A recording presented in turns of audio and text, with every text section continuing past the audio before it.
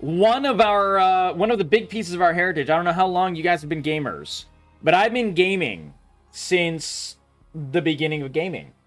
And we have had another death in the family. Not to overstate it, a death in the family of games journalism. Another games journalism company has fallen under.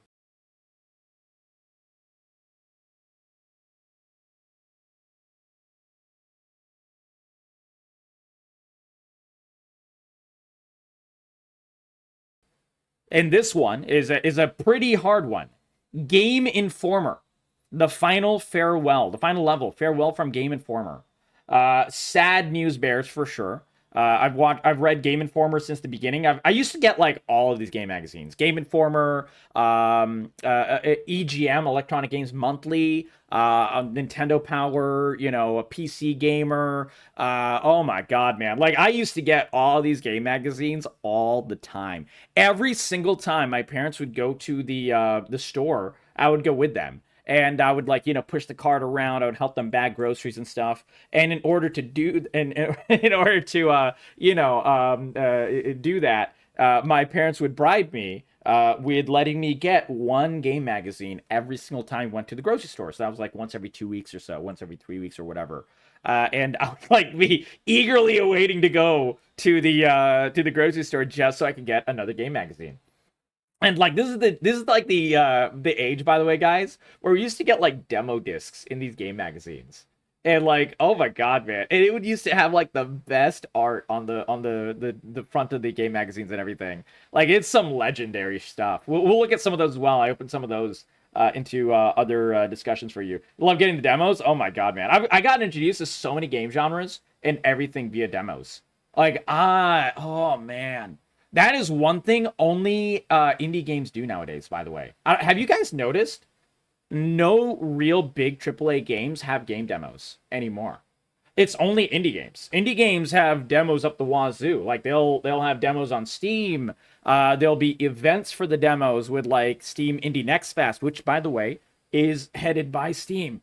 It's actually something that Steam does and showcases on purpose because they know their lifeblood. It's making the game experience good for us gamers, and so on and so forth. But like, dude, AAA games, they used to have demos all the time back in the day. Like we had demos for everything from, I remember RPGs, like top tier RPGs having game demos. I remember games like Tony Hawk Pro Skater 1 and 2 had game demos in these magazines because that's how I first played them.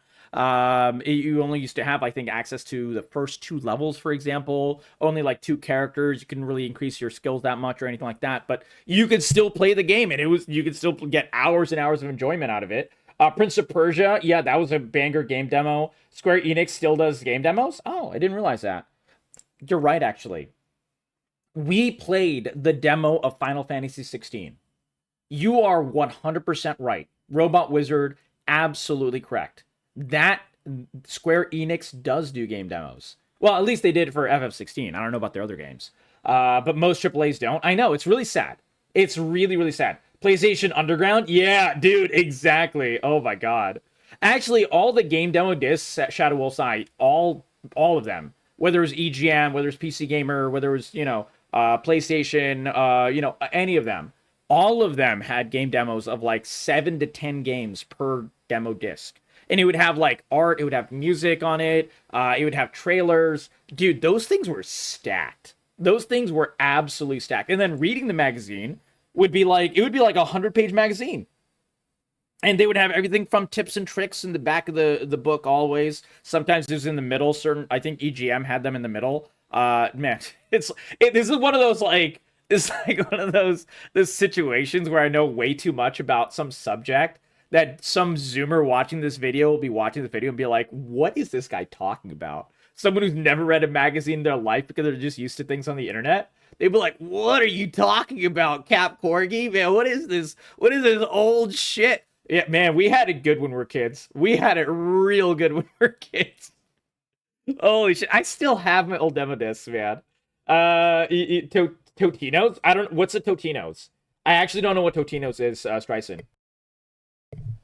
Threads of Fate and Bomberman. Oh, dude.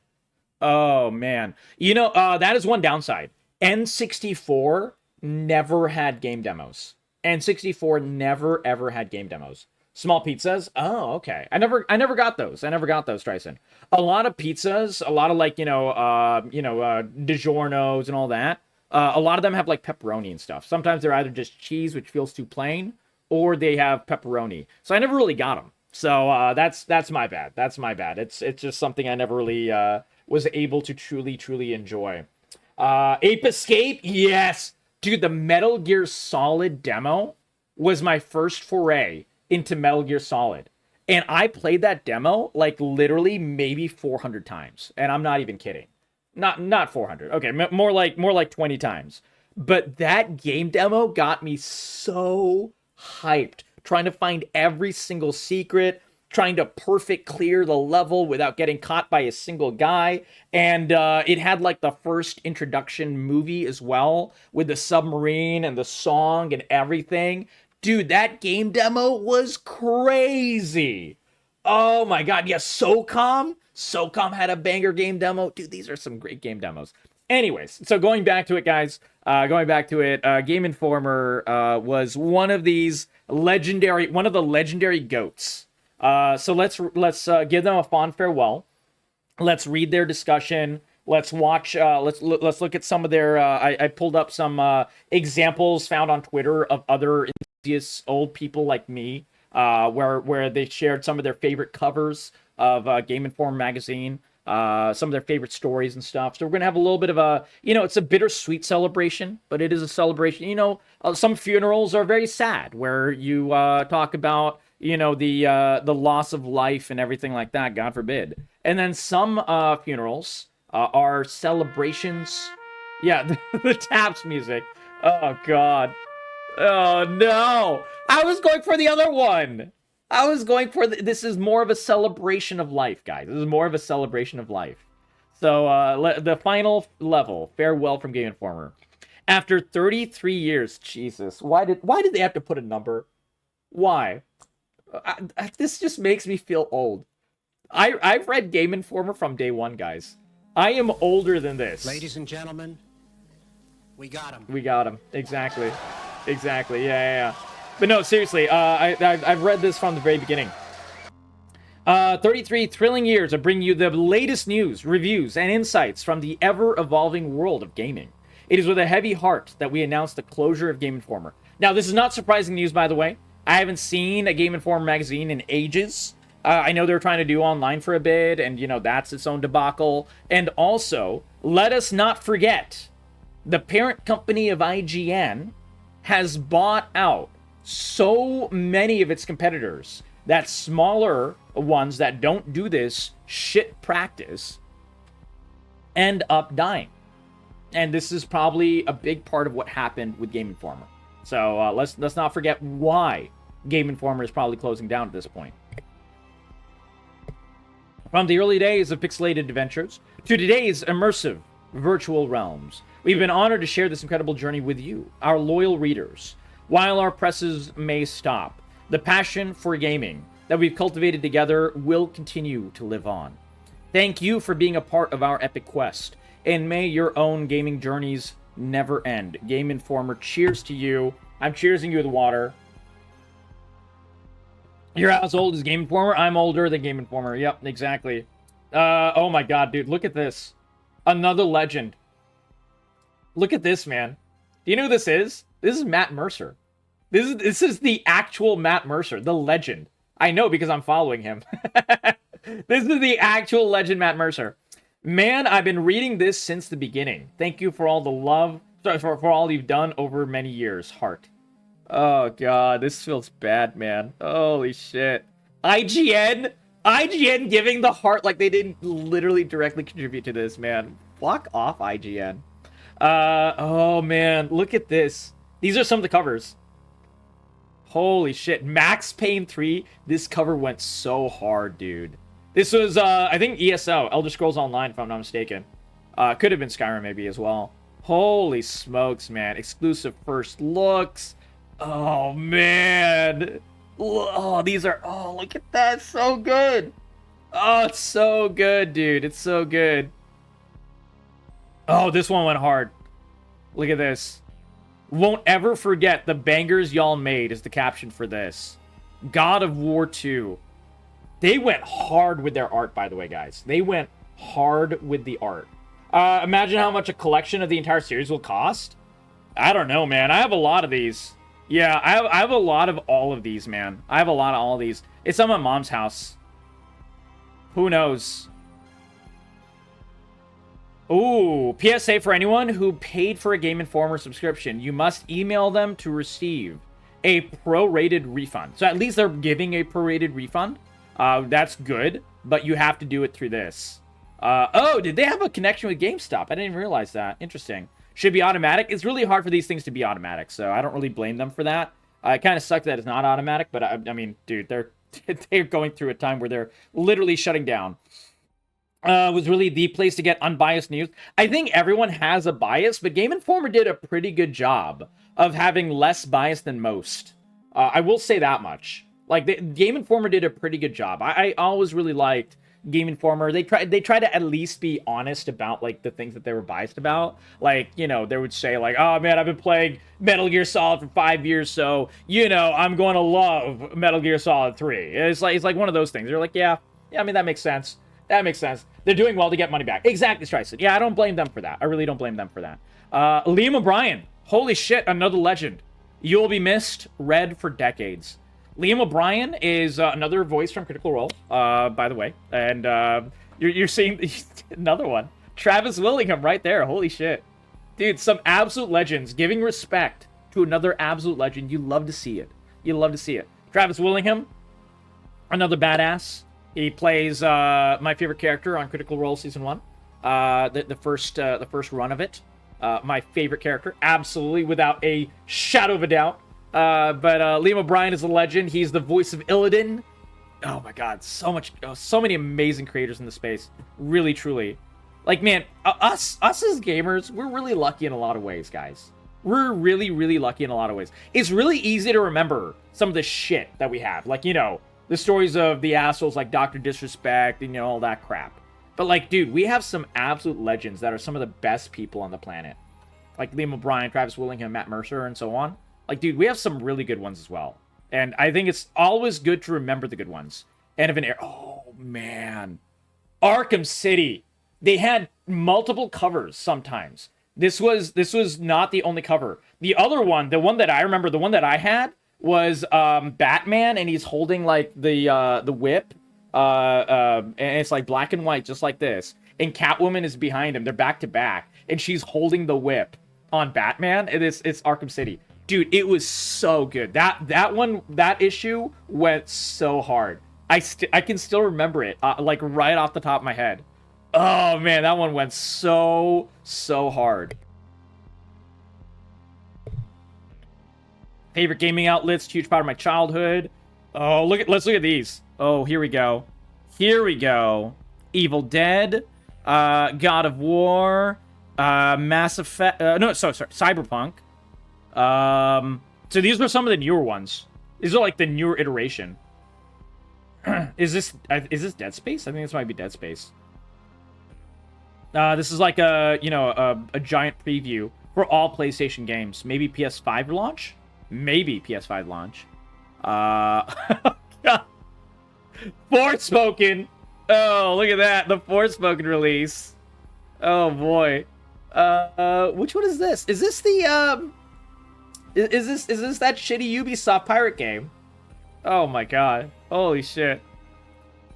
Well, I don't know about their choice in covers, but you know, at least, oh my god. All the big players are coming out. TeamSpeak, we had EB Games? Whoa! Holy smokes! EB Games, Electronic Boutique. I used to buy video games from this place. We don't really have these anymore. Yeah, PAX. Yep, absolutely. Stream Elements. These are like all the big heavy hitters coming out, man. Holy smokes. This hurts. I'm so sorry. Thank you for everything. Dude, this really does hurt, man. This really does hurt. I wonder if we'll get some information. Dude.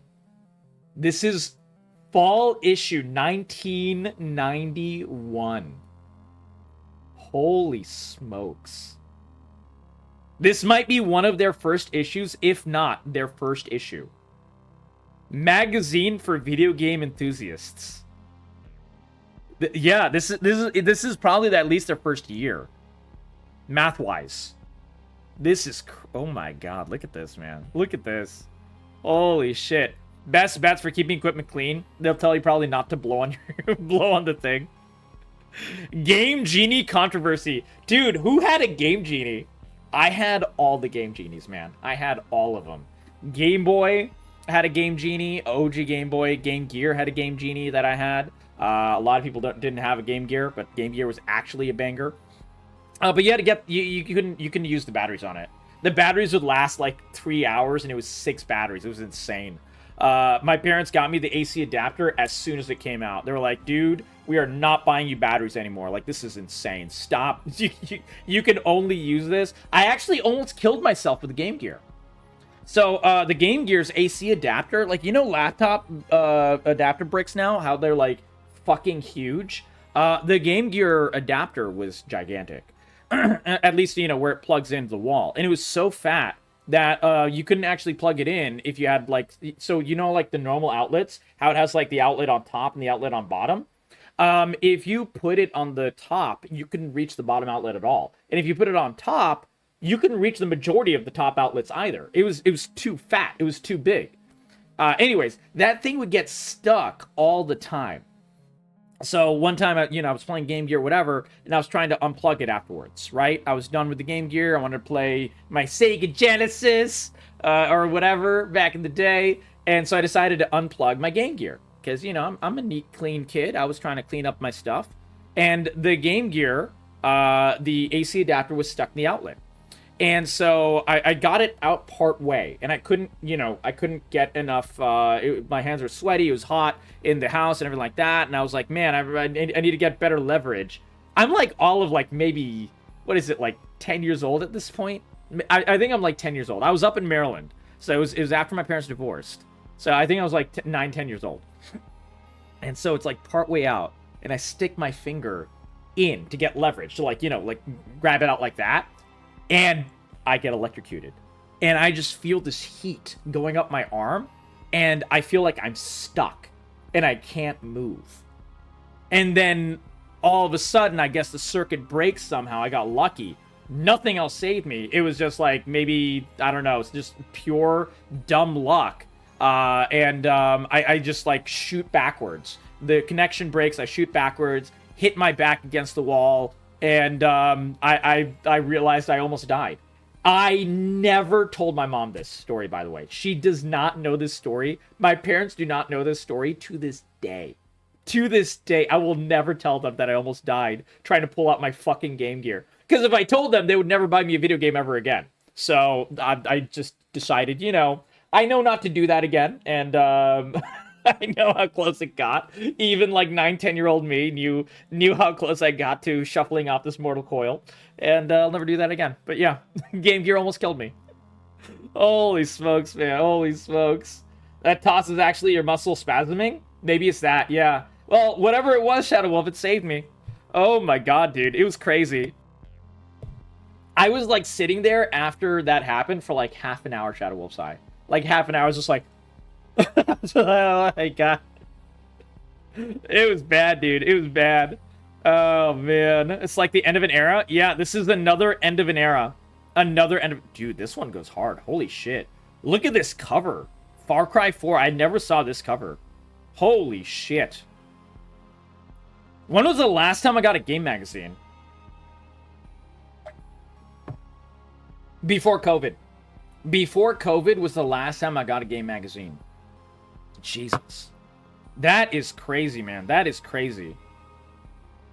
Oh, that is so sad. All right, let's see the other posts about it. So this was the one we already just saw. Yeah, man, absolutely. Literally Googled the image. Oh, it doesn't matter. It is what it is. Yeah, we saw this one as well. This one went really, really hard. I think I just saved some of my favorite posts about it. But yeah, there we go. Game Informer, end of an era. An absolute legend. And may it rest in peace. May it rest in peace. Game Informer was a great company. They had some really, really good good games, good discussions, and just wanted to share that with you guys. I'll cover the news, guys. Good news, bad news, sad news, and even a celebration of life at the end of a company's lifespan. We'll always give it to you straight, guys. So if you like this video, give it a like, give it a sub, share it with your friends, and I will see you in the next video. We cover all kinds of really, really good things, and game discussions, why you should be excited for certain games as well. Do not worry, it's not all doom and gloom. It's very little doom and gloom here. And we just like to celebrate good things, guys. We like to celebrate good things. There we go.